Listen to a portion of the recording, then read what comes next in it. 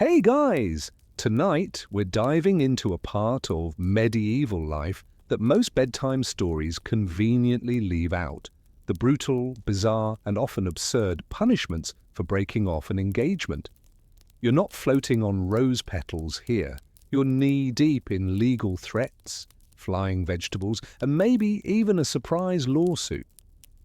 Picture this. You're standing in a muddy street, lanterns flickering, your breath fogging the cold evening air. A ring you once gave in promise is now clenched in someone else's fist, and the whispers around you aren't about love, they're about liability.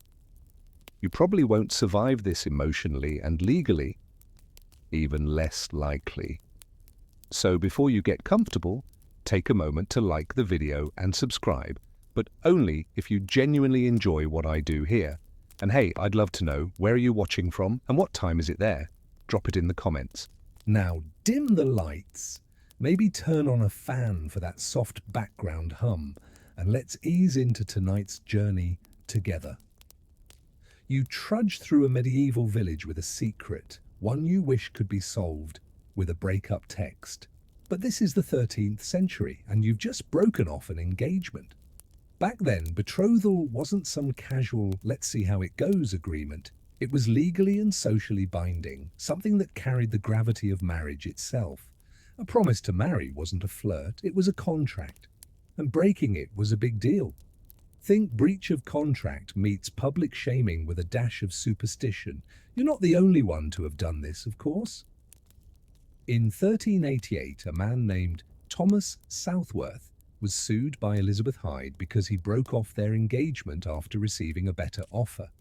He was dragged into ecclesiastical court and fined, not just for dishonor, but for damages, emotional distress, 14th century edition. And this wasn't rare. In medieval England and parts of Europe, troth plight, a mutual promise to wed, was treated almost as binding as a wedding itself. If you had exchanged gifts, witnesses, or consummated the promise, breaking it later could mean real consequences, sometimes even excommunication, because nothing says you messed up like being cut off from God. Historians still argue whether the harshness of these consequences was more about protecting women or preserving property rights. Truth is, it was both. For a woman, losing a fiancé might mean losing her social standing, her dowry, her future. For men, it could mean losing land, alliances, reputation, or financial investment. Love? That was rarely the point. Your breath fogs as you recall the moment you said, "I can't do this." You had your reasons. Maybe real affection had died. Maybe you feared the marriage bed. Or maybe you just realized marrying a man who smelled like boiled cabbage wasn't in the stars. But reasons didn't matter to the village. What mattered was that a promise was broken. You reach your doorstep and glance behind. Someone's watching. The local gossip, perhaps. Or your ex's uncle who's already muttering something about justice.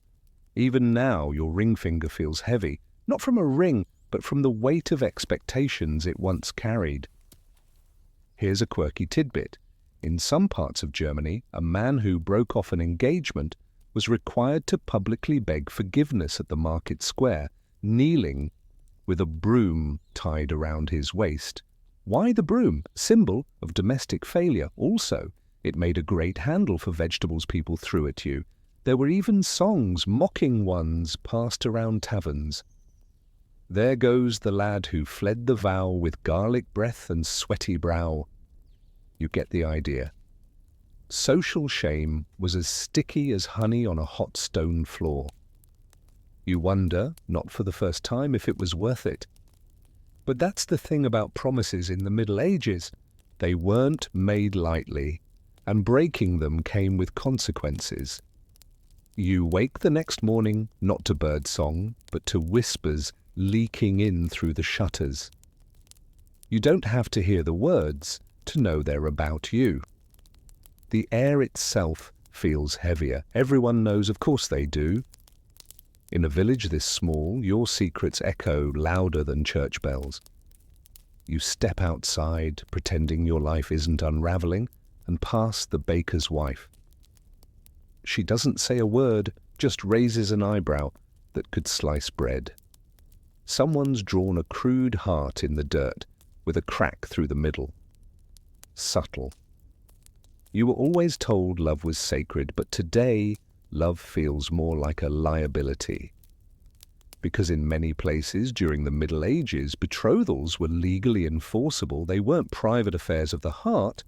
They were public declarations of intent with witnesses and sometimes, unfortunately, receipts. Now, let's say you gave a token, maybe a ring, a clasp, even a lock of hair. That was evidence. Even a verbal agreement, if sworn by God, could be dragged into court if broken. You're beginning to understand why love letters came with a risk assessment. Welcome to the world of courtship law, where medieval civil and ecclesiastical courts got involved in people's love lives. The church especially had its hands deep in the affair jar. Canon law was clear. Mutual consent, once given, was binding. There were two forms of marriage: sponsalia per verba de praesenti, a present tense promise like I take you now, and sponsalia per verba de futuro, a future tense promise like I will take you. That second one, your kind, was a betrothal. But if the two of you ever, let's say, consummated the arrangement after the promise, well, congratulations, you were now married in the eyes of God, whether you liked it or not. And if you broke it after that, double sin, double punishment, double awkward at Mass. You remember the old woman who warned you back when the engagement began. Words bind like ropes, but ropes can burn. You had laughed then, you're not laughing now. Here's a fringe fact. In 15th century France, some towns hosted annual betrothal trials, where jilted lovers could bring complaints in a quasi-public forum, part legal proceeding, part theatrical humiliation. The loser might be fined, whipped, or forced to carry a written confession pinned to their cloak. Historians still debate whether these trials were intended to protect community honor or simply to keep the local drama spicy and public. Either way, you'd rather not be the star of one. You pass the church. The priest gives you a look. Not harsh exactly, just disappointed. And disappointment stings more when it comes from someone who blesses your bread. You think of all the logistics tangled in the break. Your families met, wine was poured, plans were whispered. Now everything's unraveling like a threadbare cloak. And medieval society is not good at letting things go quietly. A neighbor offers you pity bread. You don't take it. Instead, you walk to the well, hoping for a moment alone. But even the water seems to reflect your failure. A ripple distorts your face, making it look like someone else's shame. Suddenly you remember an old tale, a miller's daughter who broke her betrothal to marry a blacksmith she actually loved. Her ex-fiancé claimed breach of faith, dragged her to court, and won. The court ordered her to pay him with grain. 50 sacks of it. The blacksmith, in protest, dumped flour across the church steps. Legend says pigeons swarmed the cathedral for weeks. It's almost funny, almost. You rub your hands together, trying to shake off the chill. But it's not the wind. It's the creeping awareness that in medieval love, the contract was everything. Break it, and you didn't just break a heart. You broke the very framework of trust that tied communities together. Because trust was scarce, community was survival. A broken engagement wasn't just yours to bear, it was everyone's mess to clean up. You stand in the village square now, eyes flicking toward familiar faces. Some avert their gaze, others stare a little too long. You half expect someone to yell, "Sue him!" like this is some kind of market day comedy. And maybe in a twisted way it is, because while the law gave people the right to love, it also gave them the right to litigate that love. And you? You're just beginning to learn the price of freedom. You sit on the edge of your straw mattress, staring at your hand. The finger where the ring once rested feels strangely bare, as if the metal still haunts your skin. It wasn't much of a ring, just a hammered band with a faint engraving, but it meant everything, or more accurately, it meant obligation. Back then, rings weren't just symbolic tokens, they were receipts, proof of promise, evidence in court. You gave a ring to show intent, and if you broke your word later, the ring itself might be held against you. And this is where things get complicated.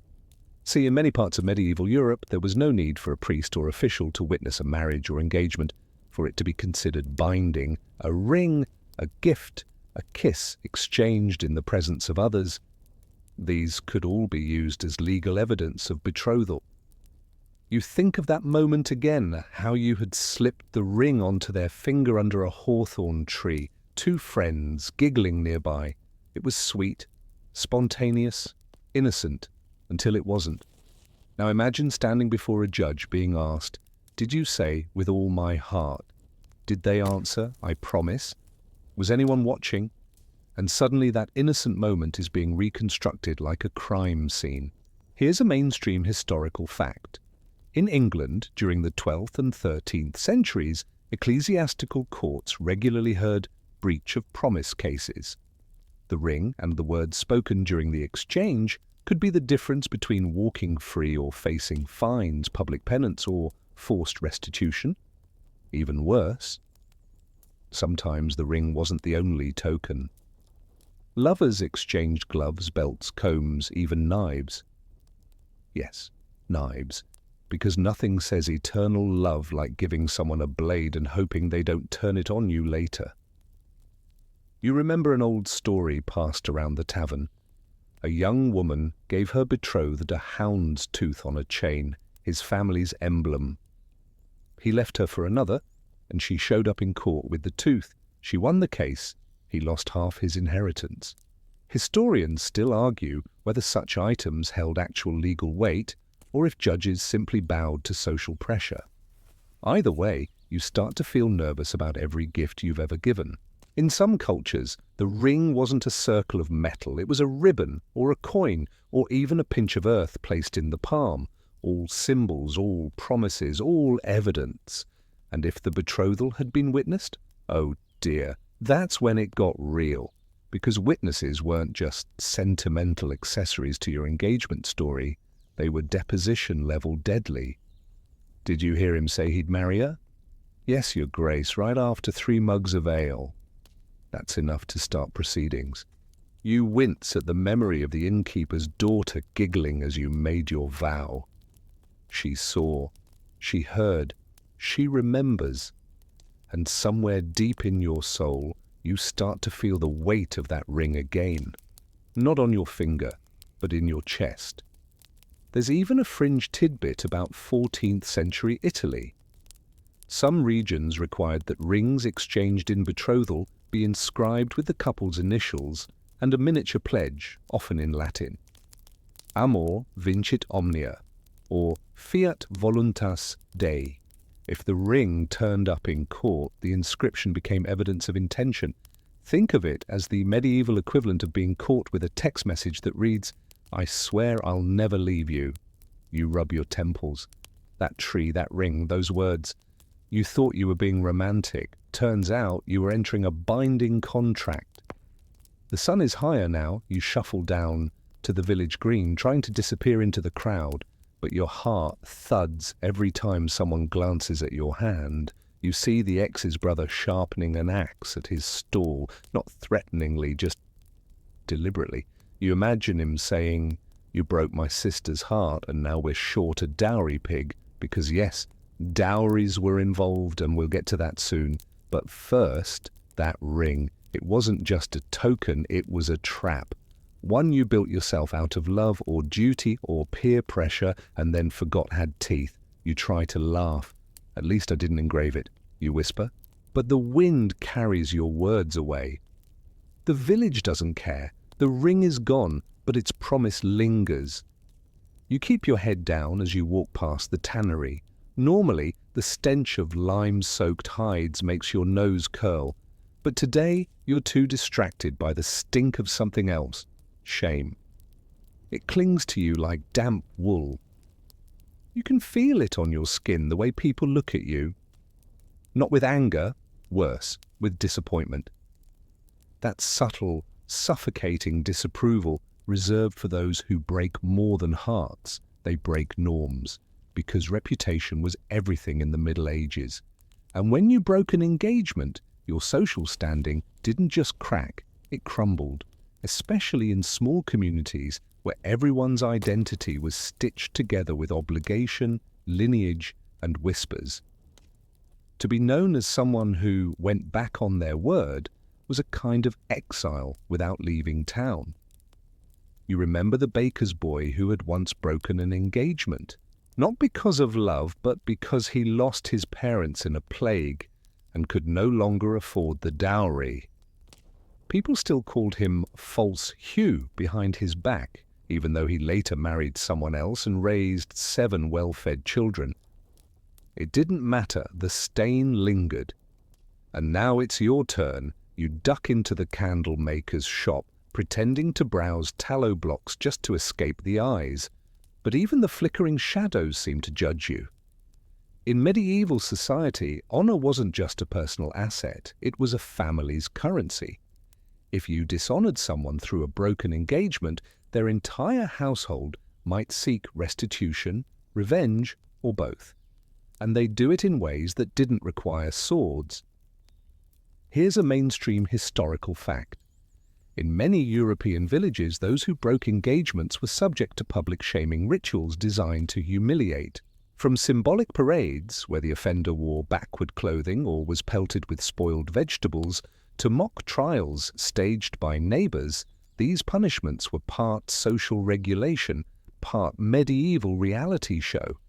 You've heard the rumors. A girl in the next parish was once forced to stand barefoot on the church steps, holding a sign that read, "Perjured my troth," for 3 Sundays. You wonder what your version will be. A smear in the next town's market song? A prank where your door is smeared with ashes? Or worse, silence. The kind where people stop looking you in the eye, stop buying your goods, stop inviting you to feast days. Historians still argue whether these public humiliations function primarily as deterrents or just delicious entertainment. Either way, they worked, because no one wanted to be remembered as the one who left a vow rotting in the rain. You step outside again and catch a glimpse of yourself in the window of the smithy. You don't look any different. But you know you are. In the eyes of your neighbors, you've crossed a line that was never supposed to be uncrossed. And the worst part, you didn't even do anything violent. You didn't steal a sheep. You didn't curse a priest. All you did was say no. There's a fringe tidbit from 13th century Bohemia. When a man broke an engagement, the woman's family could demand a symbolic punishment, usually having the man march around the village square, dragging a wooden goose behind him. The goose represented his cowardice. It also made him a target for kids with cabbages. You wonder if there's a goose with your name on it? You pass the alehouse, where a few men snicker and pretend not to. One of them sings a line from a folk tune, something about weddings never promised under moons that wane. You keep walking. Your breath is tight now, not just because of the cold, but because reputation doesn't heal like skin. It seeps. It soaks into how people greet you, how they say your name, how they say nothing at all. And for women, well, it was often worse. A man might be called untrustworthy or disloyal. A woman might be called ruined. You recall your mother's words, spoken like an incantation. Once your word is broken, your worth is borrowed. You didn't understand it then, you do now. You try not to think of what they're saying about you in kitchens, in fields, at the well.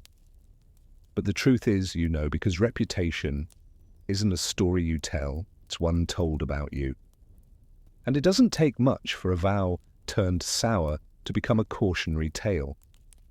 You walk on, wondering how long it will take before people stop calling you the one who promised and fled. Spoiler, not soon. You wake to the sound of hooves and laughter, an odd combination, especially so early in the morning.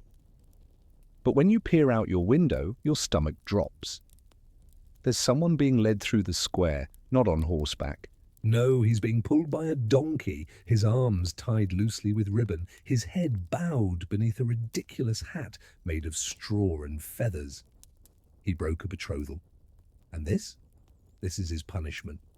You open the door slowly, trying not to be seen, but everyone is watching him, so no one's watching you. They jeer, toss clumps of hay, and chant an old rhyme. He swore the vow, then ran away, so now we mock him for a day. It would be funny if it weren't terrifying, because you know this could be you, maybe not today, but soon. Public humiliation wasn't just a side effect of breaking off an engagement. It was the medieval go-to punishment. If the courts didn't get you, the village would, and often they were more creative. You remember reading a case from 14th century Flanders where a woman who broke an engagement was sentenced to walk barefoot through town, carrying a bundle of sticks, while a boy followed behind, banging a drum. The sticks represented the broken match. The drum? That was just to make sure everyone noticed. And these weren't spontaneous outbursts. These were rituals, carefully structured, highly symbolic punishments that turned personal failure into public theatre. The idea was simple. Shame restores order. You broke a vow, now you'll carry that vow, literally, if they've made you wear it on a signboard. Some historians argue these rituals served as a kind of emotional catharsis for the community. Others say it was more about power, punishing deviation to reinforce the status quo. The truth probably lies somewhere in between. Either way, you don't want to be center stage. You retreat into the shadows as the donkey trundles by. The man avoids your gaze. He wears a necklace of garlic bulbs. You're not sure if that's tradition or just someone's joke, but the effect is the same. He's a walking warning. And you start to notice the props. Someone has strapped a pig's bladder to a stick and is waving it like a scepter. Another holds a painted sign showing two stick figures, one running, the other pointing in accusation. The paint drips like tears. This is what they call justice. Here's a quirky detail. In some regions of medieval Germany, a man who broke off an engagement could be made to wear women's clothing for a day as part of his penance. The symbolism was clear. Breaking a vow was seen as unmanly, so now he'd be mocked accordingly. You're not sure whether to laugh or cry at the absurdity of it. But it gets darker. There are recorded cases of people being made to kneel in front of the church altar and apologize publicly, not to God, but to the person they jilted, in front of the priest, in front of the townsfolk. Sometimes they'd have to kiss the ground, or worse, kiss the feet of the aggrieved party. You try to imagine yourself in that position. Would you do it? Could you? Or would you run? You slip back inside, heart hammering, feeling like you just escaped something. Not punishment exactly, but preview, because punishment in the Middle Ages wasn't just about pain, it was about spectacle. It was about using one person's humiliation to remind everyone else what happens when you break the rules. And today, you are everyone else. But tomorrow you might be the one with ribbons around your wrists and a crown of chicken feathers on your head. You sit on the edge of your bed and exhale.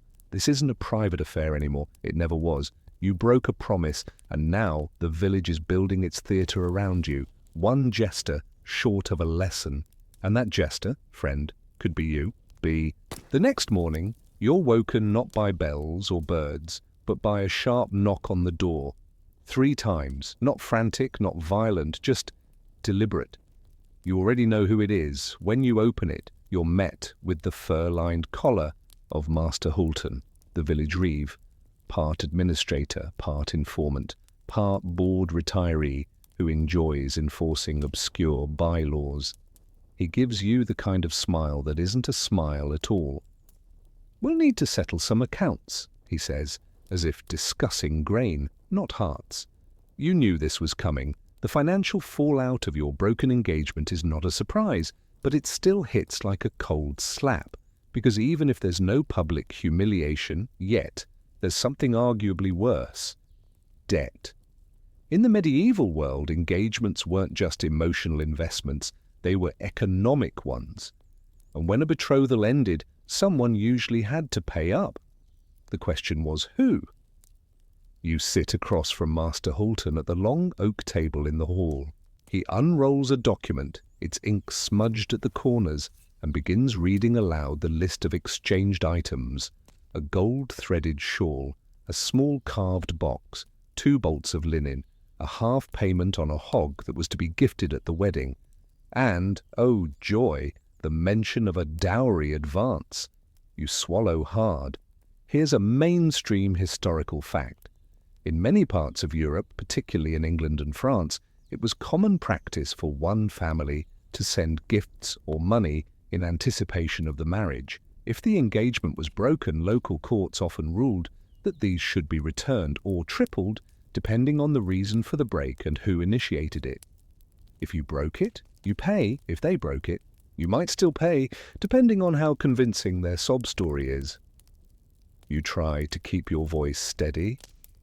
Some of those gifts were voluntary, you say. Tokens of affection. Master Hulton raises an eyebrow. There's no such thing as affection in accounting. You can almost hear the village proverb, "A broken promise is a cracked coin, it doesn't spend the same." And it wasn't just property either. Some courts allowed for something called heart balm damages, a wonderfully medieval euphemism for emotional distress compensation. You rejected someone's hand, prepare to fork over silver for their heartbreak. There's even a documented case in 1473 where a man sued for loss of honor because the woman he was to marry left him for a brewer. The court awarded him a donkey and a sack of barley. We can't say if that soothed his soul, but he made beer with it, so maybe. You remember the basket of apples their family brought during that first dinner? Sweet, yellow, wrapped in straw. You ate 3. Does that count? Historians still debate whether financial penalties were meant to discourage broken engagements or simply protect the interests of the wealthier party, usually the groom. But one thing's clear: money followed love, and when love disappeared, someone always tried to track the money down. You sign a ledger under mild protest, agreeing to return the linen and repay the hog's value. The box and shawl are contested. You'll have to argue those later. "Let this be settled," Master Hulton says, rolling the parchment again, "before the church gets involved." You don't ask what he means. You already know. If the church decides the engagement was spiritually binding, they could demand confession, penance, or public apology at the altar. And if your family doesn't comply, there's always excommunication. You try to breathe, try to remember that money is just money. But in a world where coin equals reputation and land equals power, the cost of a broken engagement is never just silver. It's social capital. And you've just overdrafted. As you walk home from the hall, you feel the weight of invisible coins trailing behind you, promises given, gifts accepted. A dowry almost spent. And now it's all being collected, not by force, not by sword, but by ledger. And in medieval life, that might be the sharpest blade of all. You think maybe, just maybe, you've weathered the worst of it. The shame, the whispers, the parade of linen inventories and sheep value arguments. You even start to sleep again. But peace never lasts long in a village where everyone has a memory longer than the church nave. It starts with a folded note left outside your door, pressed beneath a pebble. The ink is smudged, but the intent is sharp. "You'll be hearing from me." It's signed not by your ex-fiancé, but by their cousin, a scrivener, a man of the courts. And now you're in deeper. Welcome to the medieval version of a lawsuit. Yes, people sued over broken engagements, often, sometimes ferociously. The ecclesiastical courts, which handled matters of morality and personal conduct, were flooded with breach of promise cases. A jilted lover could claim damage to their reputation, economic loss, or simply the insult of being dismissed like spoiled milk. And the term they used, heart balm. You try not to roll your eyes, but there it is. Balm for the heart, in the form of livestock, coin, or enforced humiliation. In rare cases, even jail time. You pass through the market square where someone's selling gingerbread hearts with ribbons tied through them. You wonder if one of them will be used as an exhibit in your case. Here's a historical fact. In 15th century England, one Margaret Bretton sued her former betrothed, John IV, for breach of promise. The court found in her favour and ordered IV to provide a lump sum of 100 shillings. That was more than a farmhand's annual income for breaking a promise. This wasn't just about emotion, it was precedent. Allow someone to walk away from their word without consequence, and what happens next? Engagements become meaningless. Order phrase. Morality, they feared, would collapse like a bad pudding. So now you're part of that great legal fabric. Another stitch, another name in a growing tapestry of love-turned litigation. The scrivener appears 2 days later, carrying a satchel and a self-important grin. "We have witnesses," he says. "You gave the promise publicly, at the solstice fire, and you drank the betrothal wine. You blink. The wine? That's what this is about?" Yes, that's what this is about. In many regions, especially parts of Scandinavia and Germany, rituals of engagement, including shared meals, drinks, and even dancing, became admissible as proof of intent. If you drank from a shared cup and toasted your future union, you were basically signing a marital pre-contract. The scrivener's voice drones on. He's quoting witnesses, aunties, neighbours, a passing monk. Apparently you smiled too brightly, and that's now Exhibit B. You glance at the satchel. "What are you suing for?" you ask. He flips open a scroll. "Reputation primarily, and distress. Also the return of one hen. It was gifted." You resist the urge to laugh, but just barely. There's a fringe tidbit here. In some Italian towns, a man or woman could countersue if they felt the original engagement was made under duress. If someone said yes because of pressure, blackmail, or threat of public disgrace, they could claim it was invalid. But of course, proving coercion was nearly impossible when the whole village had seen you smiling at the feast. Historians still argue whether these lawsuits truly empowered the jilted, or just made every failed relationship a matter of public spectacle. One thing is certain, though, they made the stakes terrifyingly high.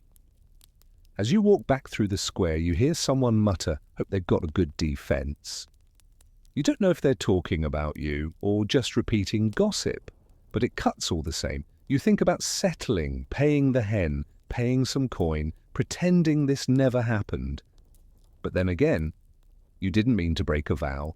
You just realized it wasn't right. And isn't that supposed to matter? Apparently not. Not here. Not now. In a world where words are contracts and love is litigated, even your feelings can be put on trial. You sigh, steeling yourself for the days ahead. It's no longer about love, it's about law. And in this village, law has sharper teeth. You've heard the phrase before, a broken promise deserves a broken bone, but you always thought it was just something angry brothers said in taverns after too much ale, a way of letting off steam, a joke. Turns out it's not always a joke. Because now you're standing at the edge of the green, watching two men square off. One of them is red-faced with fury. The other is trying very hard to stay still. A hush falls over the gathering crowd. And then, with a crack that echoes across the square like a dropped axe handle, it happens. A slap, open palm, across the face. And the crowd cheers. You learn quickly that when law fails, or moves too slowly, violence often fills the gap. In some villages, especially where central authority was weak or court officials were busy handling things like inheritance disputes and grain theft, justice became personal. You break off an engagement, the aggrieved party or their family might demand retribution in the most direct way possible, a duel, a punch, a challenge, sometimes worse. It wasn't legal, strictly speaking, but it was tolerated, encouraged even, because it served a purpose. It kept fear in the social order. It made breaking a promise more painful than keeping one. Here's a mainstream historical fact.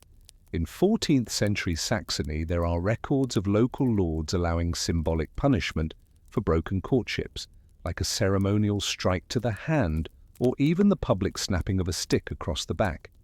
It was meant to signify the breaking of the bond. Sometimes the stick was just a prop, sometimes it wasn't. And even more alarming, the crowd loved it. Nothing drew attention like a bit of moral theatre. You were watching someone get publicly corrected for betraying trust. It wasn't about personal vengeance anymore, it was community catharsis. You remember one case told by an old friar. A man who broke 3 engagements in as many years was paraded through town with a wooden yoke strapped to his shoulders, painted with the names of the women he had abandoned. At the end of the parade, each woman was given a thin rod and the right to strike him once, publicly, in front of the priest. It was half trial, half festival. There were even meat pies. Historians still argue whether these forms of punishment were driven by a sense of true justice or sheer bloodlust dressed in moral robes. Either way, they weren't rare, and they weren't always just symbolic. You recall another whispered story, this one not so amusing, of a woman who was dragged by her hair into the village centre after refusing to marry the man her father had promised her to. She wasn't engaged in the legal sense, but in her village that didn't matter. A promise made by a father was a promise kept, or else. No court stepped in. No priest intervened. Only the silence of the people who looked away. There's a fringe tidbit you once heard in a travelling merchant's tale. In the mountains of northern Italy, a village had a judgment stone, a flat rock in the town square where the aggrieved party could summon the promise breaker and slap their hand upon the stone as hard as they liked. If the accused flinched or cried out, they were considered guilty and publicly mocked for weeks. If they took it silently, the debt was forgiven. You wonder which you'd choose, flinch and walk away with your pride wounded, or hold still and let your bones take the blow. You stare down at your own hands now, half expecting them to ache already. They don't, but your chest does. Because in the Middle Ages, breaking an engagement wasn't just about betrayal, it was about dishonor. And dishonor had a price, paid in coin, name, or flesh. You leave the square quietly, not wanting to linger too long. The crowd is dispersing. The slapped man is rubbing his face. The man who delivered the blow is smiling, not cruelly, but with the satisfaction of justice served. And the crowd, they'll talk about it over supper. They'll reenact it with a roast turnip and a wooden spoon. They'll laugh. And someone will say, "Serves him right."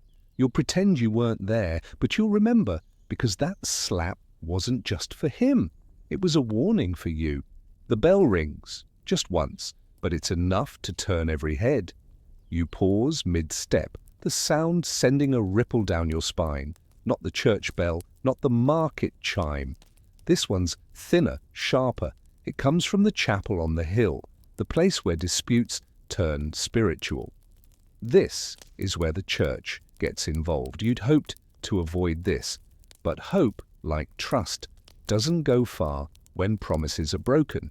Your name has reached the ears of the parish priest, and now you find yourself sitting on a wooden bench in a cold stone room across from someone in long robes, flanked by candles and the smell of old parchment.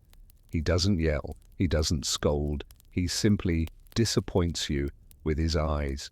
You pledged, he says, before God, if not before altar. Are we so casual with sacred things now?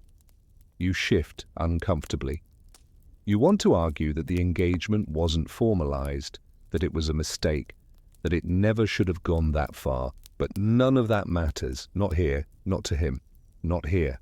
Because in the eyes of the church, an engagement isn't just a promise, it's a spiritual commitment, a kind of proto-sacrament. And breaking it? That's not just legal, it's moral failure. Here's a mainstream historical fact. Canon law in the medieval Catholic Church recognized sponsalia, engagements, as binding spiritual contracts. While not full sacraments like marriage, they were still enforceable.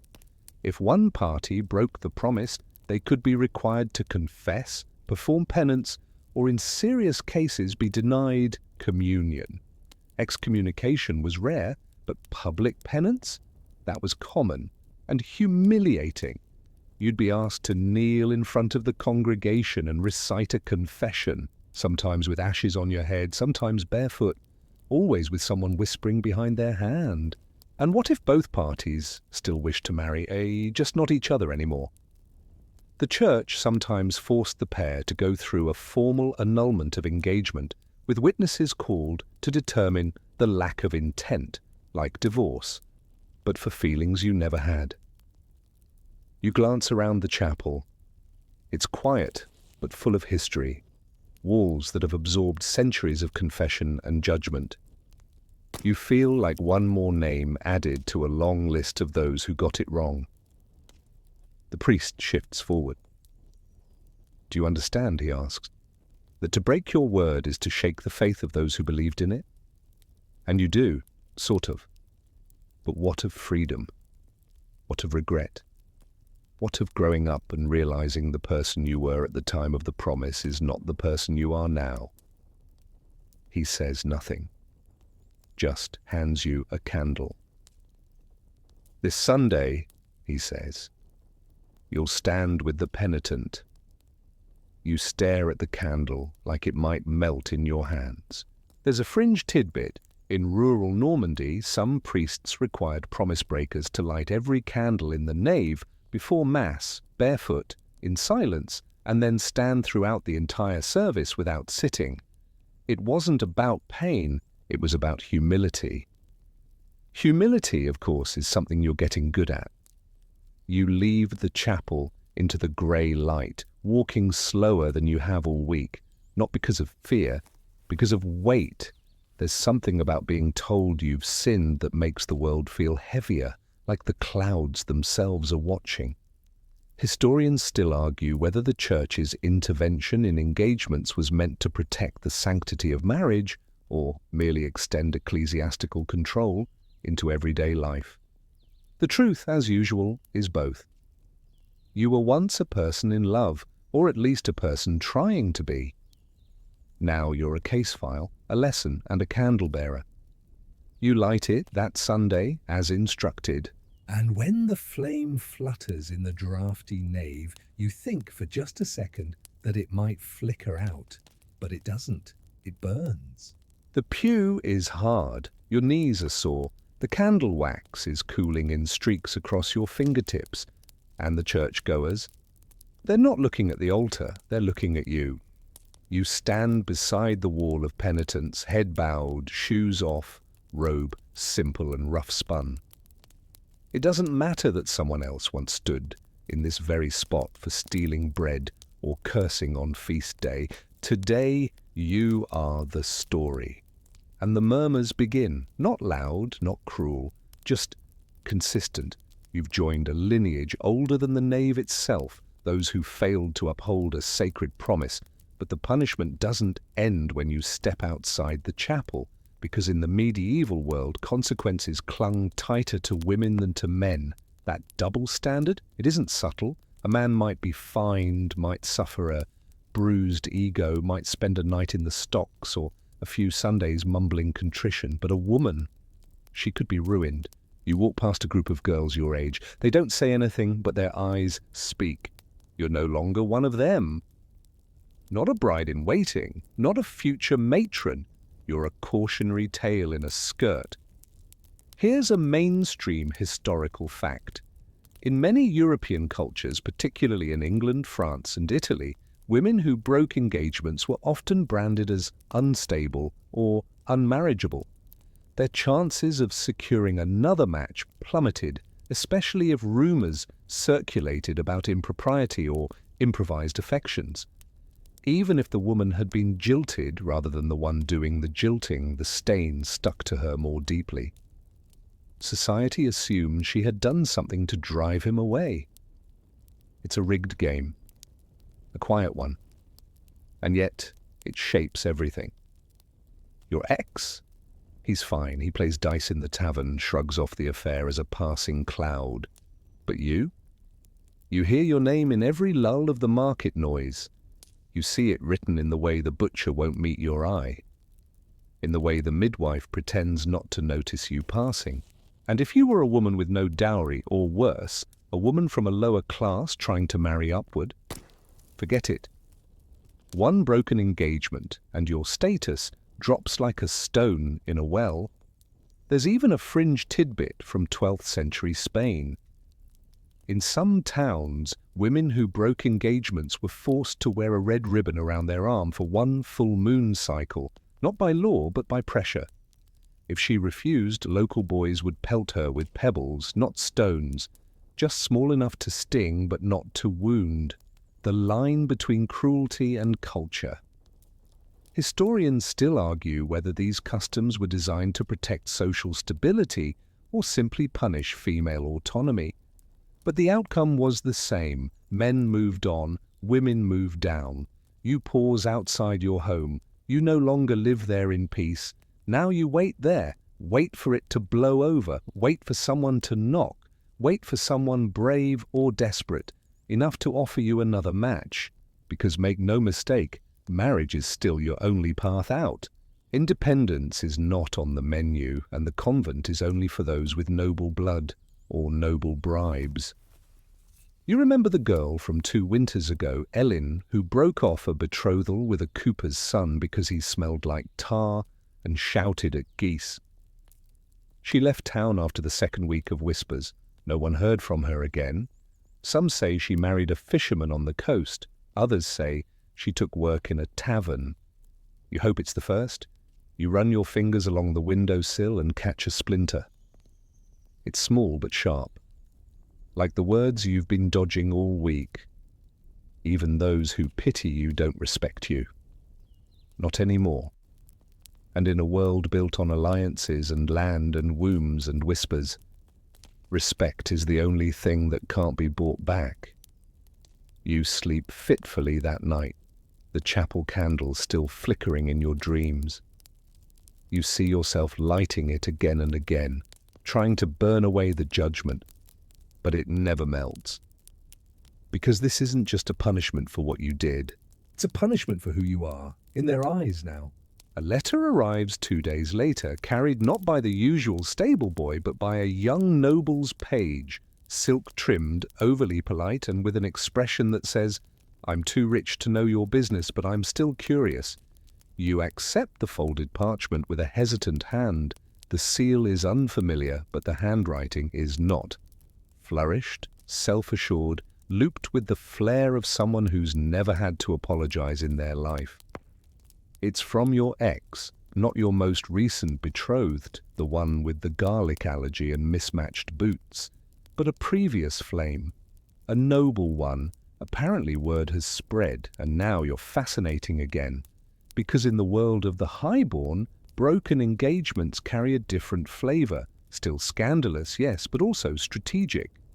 Among the nobility, marriages were tools, weapons, chess pieces in a grand game of alliance, land acquisition, and bloodline purity. A broken engagement, there wasn't always an emotional failure. It was a political maneuver. You remember the whispers at the last harvest feast? Lady Arwen called off her wedding to the Duke's son after a rumour surfaced about his incapacity. No one ever clarified what kind, but he was seen walking funny after a fall from a horse. She married a viscount instead, with twice the land and a better jawline. No parades, no stocks, just a different party guest. Here's a mainstream historical fact. In royal and noble courts of medieval Europe, especially in France and the Holy Roman Empire, broken engagements often came with fines, but also with reputational shielding. Negotiated by families and lawyers, the story was always reframed to save face. Unforeseen political shifts, new alliances, or spiritual revelations were cited to avoid scandal. But if someone stepped outside the script, then the gloves came off. You unfold the letter, it reads like a proposal, but dressed in innuendo. He's heard of your change in circumstances and is open to reconsidering former affections, provided, of course, that you're still useful. The gall, you crumple it slightly before flattening it again, because in a world where marriage equals property, you are real estate. And once damaged, whether by your own decision or by rumour, you become a distressed asset, still valuable but negotiable. There's a fringe tidbit from 13th century Poland. Noble families who had a daughter reject an arranged betrothal were often required to host a banquet to restore public goodwill. Not for the ex-fiancé, for everyone else. Think of it as reputation reparations, social catering to say, no hard feelings, please don't blacklist us. You wonder how many pies you'd have to bake to earn back your place. You imagine life in a noble house, velvet drapes, guarded gates, but also tighter chains. No one slaps you in the square there, but the punishments are colder, cleaner, a quiet exile. A sudden engagement to someone twice your age, a polite death in childbirth. Historians still argue whether noble women had more freedom because of their status or less because of how much they were worth. The higher the title, the more locked the cage. You fold the letter again. Slowly you could accept. Step back into velvet, trade the sideways glances of villagers for the gloved whispers of courtiers, but you'd be doing it not out of love, not even out of survival, out of damage control. And you're not ready for that. Not yet. You tuck the letter under the mattress and step outside. The air is colder now, crisper, as though the village is trying to shake you off like early frost. You glance toward the manor house up the hill, the noble's domain. Its windows are lit. Somewhere inside, someone else is being matched like livestock. Someone else is smiling through a mouthful of duty. You breathe out a quiet refusal. Just for now. Let the highborn play their games. You've already escaped one. The frost lingers this morning, clinging to fence posts and the curled tips of leaves. You tug your cloak tighter and tread carefully along the path toward the edge of the village, the place where secrets ferment and half-truths grow fat in the dark. You're not going there by choice. You've been summoned to the house of Mother Iseldra. You don't knock. You simply wait, and eventually the door creaks open on its own, revealing a room that smells of dried rosemary, melted wax, and something vaguely coppery. Mother Iseldra isn't a priest, she isn't a midwife, she isn't even officially anyone, but in every village there's someone who hears what the church ignores, who listens when fear makes the tongue stumble. And in this village, that someone is her. I hear you ended a vow, she says without preamble, her fingers moving through a bowl of dried rose hips. And now the vow is following you. You nod, unsure whether this is a question or an accusation. There are ways, she says, to unmake a bond, not just legally, spiritually, even energetically. You realize with a creeping sense of unease that you're no longer discussing courts or confessions. You're discussing magic. because when engagements broke and shame refused to fade, some people turned to things beyond law, beyond reason, beyond forgiveness. Some tried to fix the past, some tried to curse it. Here's a mainstream historical fact. In late medieval Europe, especially in areas like Brittany, Wales, and parts of rural Germany, folk rituals were occasionally used to undo betrothals. These might include burning shared tokens under a new moon, burying letters in crossroads, or whispering broken promises over salt water at dawn. Most thought it superstition, but some believed it worked. You glance at Mother Iseldra's shelf, where a small figurine rests, crudely carved, wrapped in thread, and pierced with a thorn. It wears a ribbon the same color as the one your ex gave you. Did someone... You start. Oh yes, she interrupts. Many someones. Rage twists easier than forgiveness, and when people feel powerless, they often reach for sharp things. You suddenly feel watched, not by her, but by the room, by every object, as if your story has added weight to the air. And then she says it. He was here, you know, before you broke it, asking about spells to keep you loyal. You blink. Not curses, not vengeance, binding. It wasn't just fear of losing you, it was fear of being refused, rejected. And so he came to the shadows looking for control, dressed as love. There's a fringe tidbit from medieval Hungary. Some women wore token knots under their gowns, small bundles of hair and herbs tied by local wise women to bind a lover's affections. If a match broke after that, it was said the spell would rebound, causing either madness or impotence in the man. Whether true or not, you now understand why your ex hasn't been at market lately, or why his mother was seen lighting 3 candles for unspecified ailments. Historians still argue whether such folklore represented genuine belief or just communal coping mechanisms, but one thing is clear: people feared broken engagements enough to flirt with the supernatural. You're quiet for a long while. Mother Iseldra places a small satchel in your hand. Salt, dried rosemary, a piece of ashwood. Burn it if he visits again. You don't ask if it works, you just nod. You leave her home feeling lighter and stranger, like you've just walked out of a space where the rules are written in breath and bone, not parchment and ink. Because there's more than one way to handle a broken vow. Some take you to court, some take you to chapel, and some take you to her. As you walk back through the frost-bitten village, you press the satchel close to your chest. Not because you believe, but because, deep down, you're not sure you don't. You try not to look, but it's impossible to ignore the way her hands tremble as she gathers her shawl, the way she avoids the gaze of every single person she passes. Her belly is swollen now, visibly, enough that people don't whisper if any more. They just whisper how soon. She was engaged, she's no longer engaged, and she's pregnant. In the Middle Ages, that's not just a scandal, that's a sentence. You watch from behind the herb cart, heart heavy. You don't know her well, only that her name is Amelot, and she once had the most musical laugh in the village. You haven't heard it in weeks. The man she was betrothed to? Gone. Off to another town, or into the army, or simply vanished the moment she became inconvenient. No ceremony, no farewell, no support.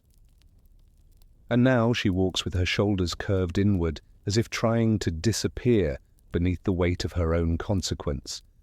Because in cases like this, breaking an engagement was more than a broken heart. It was social annihilation, especially for women who were visibly expecting. Here's a mainstream historical fact. In many parts of medieval Europe, especially in England and France, if a betrothal was broken after physical relations had occurred, and especially if a pregnancy resulted, the woman could be forced into marriage, exile, or religious confinement. Sometimes the family arranged a rushed wedding. Sometimes, if no husband could be found, The local abbey took her in, but not kindly, not always willingly. You remember the midwife once saying, "The church will take her body but never give it back." That always chilled you. And the shame wasn't just hers. It spread to parents, siblings, even neighbors. Because a woman with a broken betrothal and a growing belly was considered a moral hazard, a reminder that rules were bendable, that control was fragile. In some towns, she'd be forced to confess in front of the congregation, alone. Sometimes while holding the child as a living symbol of the sin. In harsher regions, she'd be whipped, not to punish the body, but to mark the soul. You walk past her that afternoon. You nod gently. She doesn't look up. You wish you had done more. There's a fringe tidbit from 14th century Lombardy. When a man broke off an engagement after fathering a child, local judges would sometimes order him to publicly name the child and provide its first garment, a linen shirt sewn with his initials, symbolically acknowledging the child's existence but rarely offering further support. You wonder if her ex will even know the baby's name. Historians still debate whether these punishments were about morality or just community control, a way to ensure that households remained intact, that children had fathers, that land didn't pass to bastards or scandalous heirs. But the truth is simpler.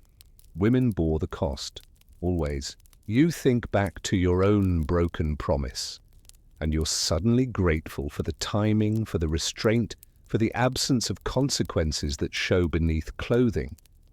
Because the only thing worse than shame is shame with evidence.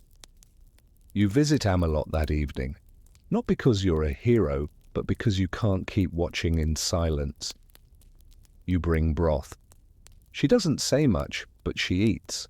When she looks up, her eyes don't hold bitterness, just exhaustion. "We were promised," she says softly, "and that promise was made of mist." You don't know how to answer, so you sit with her until the candle burns low. Because in a village like this, silence is the second punishment, and company is sometimes the only shield. They say you can feel when someone's talking about you. The back of your neck prickles. Your shoulder blades tighten. And today, you don't just feel it, you hear it. Laughter, quiet but deliberate. You turn your head slowly, and there they are, 3 girls seated on a bench near the bakehouse, heads leaned together like crows plotting. One glances your way and quickly looks back. Too quickly. You know the sound they're laughing at, the lilt of a tune, the sing-song rhythm of mockery. You've become a punchline. That's when you hear it clearly.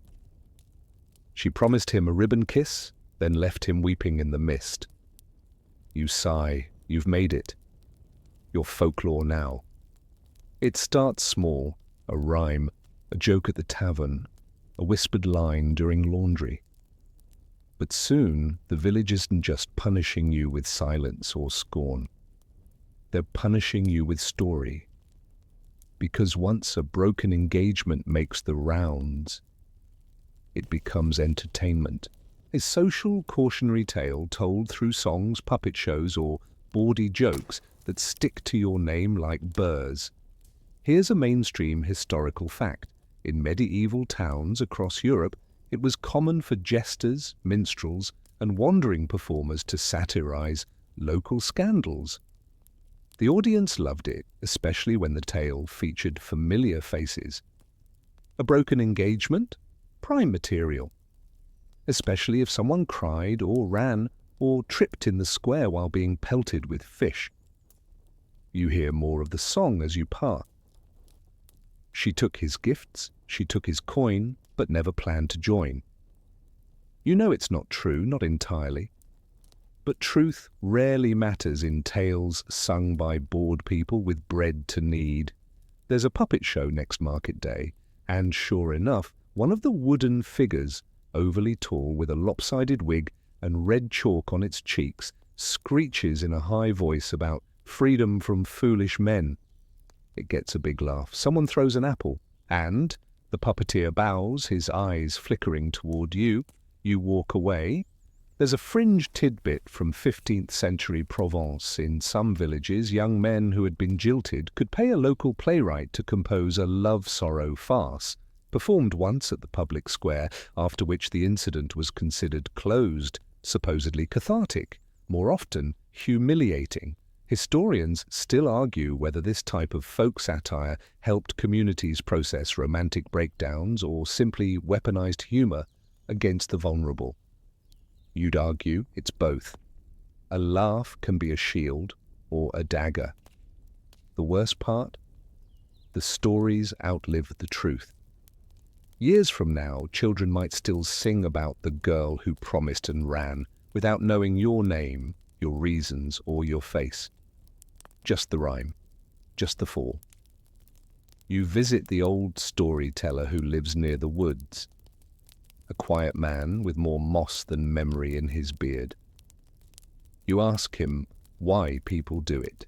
Because stories need villains, he says, handing you a nettle poultice, and promises make better tales when they're broken. You sit beside his fire for a while, letting the silence wash over your skin like balm. Because in the end, stories are stronger than scolding. They spread faster than truth. And once you become one, it's nearly impossible to reclaim yourself, unless, maybe, you write a new one. Later that night, you hum your own tune, soft and bittersweet, not to fight the song, but to drown it out. The sun hangs low behind the hill, casting long shadows that stretch like fingers across the road. You find yourself walking toward the edge of the village again, not because you have somewhere to go, but because you don't. Sometimes it's easier to be forgotten on the borderlands, but today you're not alone. A small crowd gathers by the elder tree, the one they say was planted the year the first chapel bell was hung. You hear the clink of cups, the buzz of polite laughter, and then the unmistakable rise of voices reciting vows. A wedding. You didn't see the invitation, you weren't meant to, but you can't look away. The bride is lovely, of course, roses braided in her hair, a white linen veil pinned with silver. The groom stands tall and flushed, whispering something that makes her smile through her nerves. You swallow something hard and invisible, because it's not just a celebration, it's a replacement. You recognize the groom. He was once betrothed to a girl named Beata. Quiet, clever, fond of carving small birds from applewood. Their engagement ended abruptly after her father lost favor with the Lord Steward. No fault of hers, just politics. Now he's marrying someone else, and Beata, she left, or faded. No one really says. It hits you. Sometimes broken engagements aren't punished with blisters or shame. Sometimes the worst punishment is being erased, rewritten, forgotten. You step back, away from the light of the fire and the laughter, and let the ceremony unfold without you. But even in the dark, your mind wanders to those who didn't just fade, they fought back. You think of the tales of the girl who faked a betrothal to escape an unwanted match, of the boy who made a false vow to a merchant's daughter just to delay his drafting into the militia, of the servant who staged a mock wedding, ribbons, flowers, the whole performance, just to impress her suitor's family. It worked, until it didn't. Here's a mainstream historical fact. In 15th century Burgundy, mock weddings, or pretend betrothals, were sometimes held as social pranks or strategic deceptions. But if witnesses were present, and especially if gifts were exchanged, local courts could treat the arrangement as real. In some cases, a pretend ceremony led to legally binding marriages. Imagine pretending to love someone, and the law agreeing with you. You back away from the wedding and find a rock to sit on. There's a fringe tidbit from 14th century Scotland. One recorded case involved two shepherds who staged a joke betrothal to entertain their friends. A travelling friar witnessed it, and months later, when one tried to marry someone else, the friar testified, the court sided with the first bride, and the joke became law. Historians still argue whether such decisions were upheld to enforce moral seriousness or simply to deter people from mocking sacred traditions. Either way, it makes you glad you never joked with a ribbon and a rhyme. But the danger of mock vows is more than legal. It's emotional, because sometimes, even when everyone agrees it was pretend, someone still believes. And when they're abandoned, the heartbreak is real. You wonder how many love stories started in jest, only to end in court. You wonder how many real engagements began with a prank, and how many pranks ended in real punishment. The wedding ends with cheers and dancing, the couple lifts their hands high, and a cheer rolls through the square. You're just a shadow beyond the firelight, but as you walk home alone, you hum a song from your childhood. Tie the ribbon, speak the name, but never play a wedding game. Now you understand why your grandmother taught you that one, because in a world where even pretending to promise carries consequences, you've learned one thing above all: never joke with vows. The road is rougher today. Stones jut up like accusations, and the sky hangs grey and swollen above the hills. You tighten your cloak, but it's not the wind you're shielding from, it's the stairs, because sometimes justice doesn't come from courts or churches. Sometimes it comes from neighbours. You notice it first at the well. Normally, people greet you with at least a nod. Today, silence. They shift their buckets without a glance. They talk over you, around you, through you. It's not official, there's no proclamation nailed to the chapel door. But you've been judged nonetheless. You've entered the realm of folk justice, not laws, not rituals. Just the quiet, communal punishment of a village that has decided you deserve it. You walk past the baker's shop. The apprentice who once flirted now turns his back. The bread isn't sold out, but they claim it is. You offer coin, they don't take it. You walk into the cloth stall. The weaver suddenly remembers a task in the back room. You are being starved of society. Here's a mainstream historical fact. In many rural medieval communities, particularly in Germanic and Anglo-Saxon regions, villages developed informal systems of social discipline known as charivari, or rough music. These were noisy, mocking processions used to shame adulterers, abusive spouses, or, yes, people who broke marital promises. But when there was no parade, no performance, there was social freezing, ostracism, and it worked. People who were excluded from market, water, or work often had no means to survive. And even if they stayed, they never really came back. You sit near the church steps and watch the village spin without you. A child runs past, laughing. His mother stops short when she sees you and gently pulls him away, not cruelly, just carefully, as though you carry a curse on your skin. There's a fringe tidbit from 12th century Brittany. One village practiced the broken bowl punishment. A shunned person's name was spoken during a ritual where a clay bowl was shattered in front of the entire town. From that day forward, no one would sell to, buy from, or eat with that person. The shards were left in front of their home as a reminder. You glance at your doorstep that evening. No shards, not yet. But someone has scattered dried thistles across your mat. You sigh. That's how it starts. Historians still argue whether folk justice was a form of necessary communal self-regulation or simply cruelty wrapped in tradition. But from where you stand, the result feels the same. You're being squeezed out, not violently, not loudly, just slowly, like bread dough pressed through fingers, until there's nothing left. You remember something Mother Iseldra said. The village will forgive murder faster than embarrassment. You didn't kill anyone, but you embarrassed someone important. You broke a promise that had been watched, counted on, talked about, and now you are the crack in the story. the unpredictable variable, the thing people don't want to catch. You step back inside your home and close the door gently, as though afraid it might echo too loud. It doesn't. Because outside, no one is listening anymore. Night falls faster now. Or maybe it just feels that way when fewer doors are open to you. You sit alone near your window, staring into the orange glow of the hearth, but your mind is somewhere else, adrift among the stories still being told about you. Because even when silence takes hold, the jokes don't stop. You heard one yesterday. Why did she break her promise? To save the rope from a noose. Laughter followed, the kind that leaves bruises deeper than fists.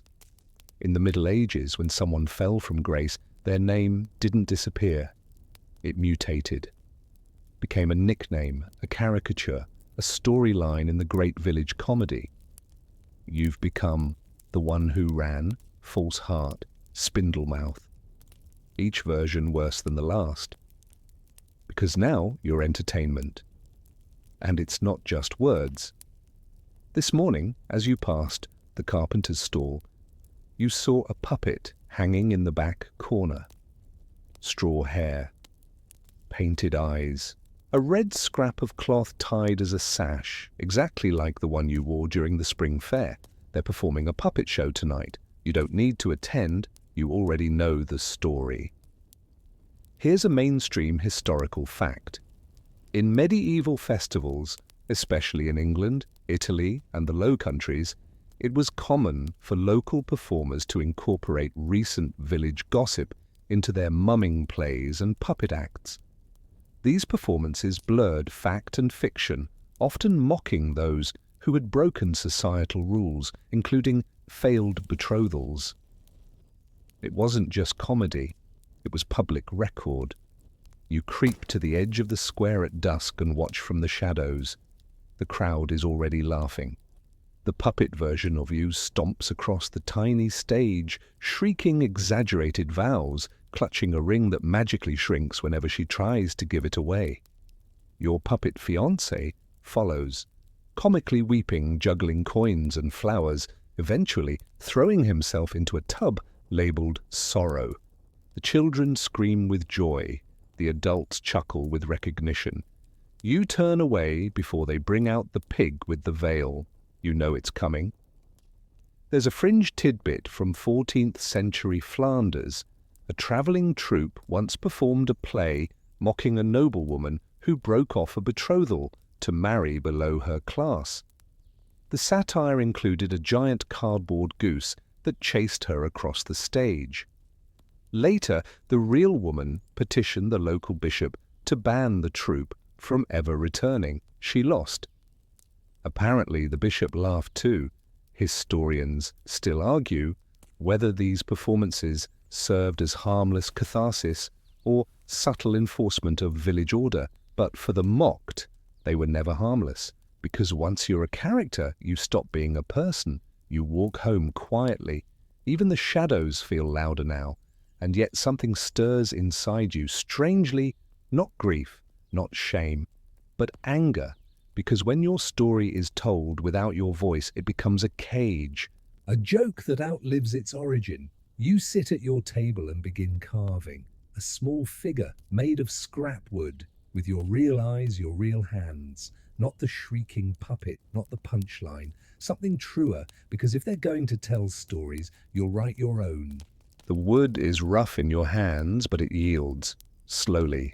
You carve between chores, between stares, between whispers. You don't know what it's becoming yet, not exactly. A figure? Yes. But not a puppet, not a symbol of shame. Something else. Something human. Because you're beginning to realize that this village will not hand you back your dignity. You'll have to build it yourself. But before your story can change, you have to leave this one behind. And to do that, you have to escape, not in secret, not in shame, but with purpose. Because once a promise breaks and the law, the church, and the neighbors have had their say, the only thing left is freedom. If you can reach it, You start planning. You remember a path beyond the fields, rarely used since the last flood took out the small bridge, but you don't need the bridge. You need the distance. There's a tanner's boy heading toward the next province tomorrow. He trades hides for iron tools. Maybe he'll carry a letter or you, but you can't just leave, not without risk, because in medieval times crossing borders didn't mean erasing debts. Here's a mainstream historical fact. In many feudal territories, a person who broke an engagement, especially one involving property or dowry, could still be pursued across borders by written declarations often delivered by messengers or clerics. These letters, called Notitiae de promissis frustratis in Latin, essentially served as character warrants. You may escape the village, but your reputation might follow. There's a fringe tidbit from 13th century Bohemia. A man fled his town after abandoning his fiancée. Her brothers followed with a letter of accusation and presented it to the bishop of a neighboring city. The man was denied entry to the guild there, despite having no formal trial. You ask the tanner's boy how far a name can travel. He shrugs. Further than a horse, less than a song. Comforting. You watch the edge of the woods that night where the trail begins. It's narrow, flanked with wild brambles and ancient trees, not welcoming, but not closed either. You imagine what waits on the other side. New markets, new towns, maybe even people who haven't heard your name wrapped in rhyme. But you also know the risk, because even in new places, a stranger without a clean past is still strange, and some promises follow like wolves, pacing just outside the firelight. You don't sleep that night, you pack instead, light, quiet, bread, salt. The wooden figure nearly finished. It will be the only version of you they can't turn into a joke. The next morning, you leave early. No ceremony, no final glance. You pass the chapel without bowing. You pass the well without drawing water. You pass the square where a boy carves a new puppet. You do not stop. The tanner's cart creaks behind you, and for once you are grateful for the sound, because the road ahead is uncertain, but at least it's yours. The road curves gently like a question you're not sure how to answer. At first, the world beyond the village feels larger than it has any right to be. The sky opens wider, the trees are unfamiliar, even the wind carries different news. You keep glancing behind you, half expecting someone to follow, to call you back, to shout about dowries or promises or puppet shows. But no one does. And that silence, it feels like air after drowning. You travel mostly on foot now, the tanner's boy having turned off toward a mining town to the east. He gave you a crust of bread, a wink, and something close to a blessing. Don't promise anyone anything too soon. You don't plan to, because freedom, you're learning, has its own weight. You reach a new village by dusk, a smaller place, hemmed in by low stone walls and sleepy goats. No one here knows your name. No one greets you like a long-lost warning. And yet, you hesitate, because even without a reputation trailing you like smoke, you carry your story. The shape of it, the rhythm, the way it curled in your mouth each time someone asked, "What happened?" And you replied, "It didn't work out." You don't say, "They sued me." You don't say, "They mocked me." You don't say, "They tried to make me something I wasn't." Instead, you say, "It was a promise I couldn't keep." And that somehow is enough. There's a modest inn near the edge of town. The keeper is a middle-aged woman with laugh lines and flour on her apron. She doesn't ask for your past, just your coin. You hand her two and tuck yourself into the smallest room. The wooden figure rides in your satchel still. Almost finished. It has your jawline, your unsure eyes, your hand half raised. Not in farewell, but in pause. It feels right. Here's a mainstream historical fact. In the late Middle Ages, some towns began offering clean slates to newcomers, provided they could prove trade skills, faith in God, and a willingness to abide by local law. These towns, often founded near rivers or monasteries, needed workers more than they feared gossip.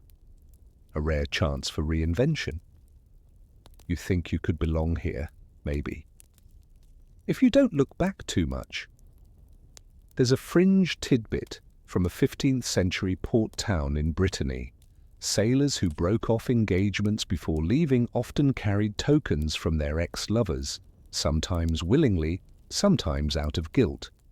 When questioned, they'd claim these were charms against drowning. Whether that was true or just clever misdirection, no one knows. You run your thumb over your own small charm. A bit of ribbon, faded now, not his, yours. And it no longer feels like a wound. It feels like a lesson. Historians still argue whether people in your situation, those who fled broken promises, ever truly escaped them. Whether new lives erased old guilt or simply buried it under routine and dust. You don't have an answer. You just know that tomorrow you'll ask about work. Maybe the herb garden, maybe the stable, maybe the scribe who needs help copying letters. No one here will ask if you've ever been betrothed. And if they do, you'll smile just slightly and say, once, but not anymore. And that you think will be enough. The days settle like flour in water, slow, soft, and eventually clear. You find a rhythm. Morning tasks at the apothecary's shed. Lunch beneath the elm tree that leans like a tired uncle. Evenings by the fire, mending torn pages for the village scribe in exchange for candle stubs and ink that smells faintly of vinegar. No one asks where you're from. No one whispers when you pass. No one cares what promises you once made, and that, more than anything, is what saves you. You begin to speak again, not just out of necessity, but with intent. You tell small stories about herbs that sting unless boiled in milk, about a goose that followed you for 3 days, about a boy who swore off garlic but married into a family of onion farmers. People laugh, they nod, they invite you to stay. You don't say yes, but you don't say no. One evening, an older woman named Marianne sits beside you at the well. She sharpens her knife on a flat river stone and hums a song you don't recognize. You've got the look, she says. What look? The one people wear when they've survived being rewritten. You pause. Then, I broke a promise. She shrugs. Everyone has. Most just aren't caught doing it. And just like that, something heavy falls off your back, because it turns out shame only clings when you let it go unspoken. When you name it cleanly without flinching, it becomes memory instead of curse. Here's your final historical fact. By the late 15th century, a quiet shift was happening in parts of Europe, especially in growing towns with bustling trades. People began to understand that life changed, that promises sometimes broke not out of wickedness but mismatch. Engagements weren't always punished. Sometimes they were simply undone. There's a fringe tidbit from a monastery archive in northern Italy. A single parchment, unsigned, reading only, "We did not fit, but we were kind." You carry that sentence with you now. You carve the final lines into the base of your wooden figure. Not a name, not a date, just that. We did not fit, but we were kind. It sits on your windowsill, watching the street below. You still think of them sometimes, of the ring, of the rhyme, of the figure with your face made of wood and mockery, but you also think of the candle you lit in the chapel, and the silence that followed, and the first breath of air beyond the ridge, and all the words you have yet to promise. So now, as the fire dies low and the village around you drifts into sleep, your story slows. The roads that once felt sharp and cruel have softened. The shadows no longer whisper accusations, they hum with possibility. You pull your blanket tighter, the one you bartered for with herbs and a laugh, the one that isn't stained by old vows, and you listen to the creak of wood beams overhead, to the soft splash of the well bucket outside, to the distant call of an owl, patient and curious. You're not who you were, not the vow maker, not the vow breaker, not the puppet, not the punished, just a person, one who once made a promise they couldn't keep and lived. Not everyone gets that far. So rest now, you've carried enough. The world may never forget your broken promise, but it doesn't get to decide what comes next. Only you do. Breathe deeply. Let the ink of your past dry.